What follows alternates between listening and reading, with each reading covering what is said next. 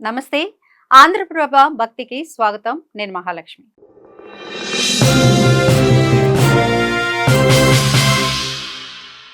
శ్రీ మహావిష్ణువుకు తులసి అంటే ఎంతో ప్రీతి. అందువల్లే ఆయనకి అనునిత్యం తులసితో పూజలు చేస్తూ ఉంటారు. తులసి లేకుండా చేసేది అసలు పూజే కాదని కూడా అంటూ ఉంటారు.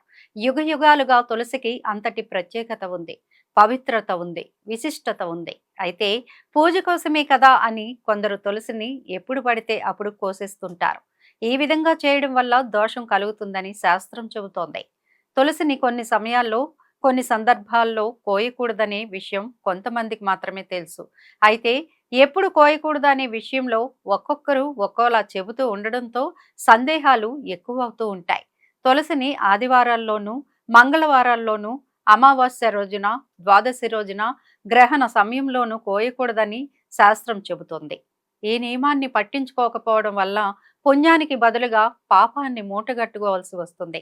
తులసిని కోయడానికి ముందు తలస్నానం చేసి, పరిశుభ్రమైన వస్త్రాలు ధరించి, నుదుటిన తిలకధారణ చేసిన తర్వాతనే తులసిని కోయడానికి ఉపక్రమించాలనే విషయాన్ని మరచిపోకూడదు.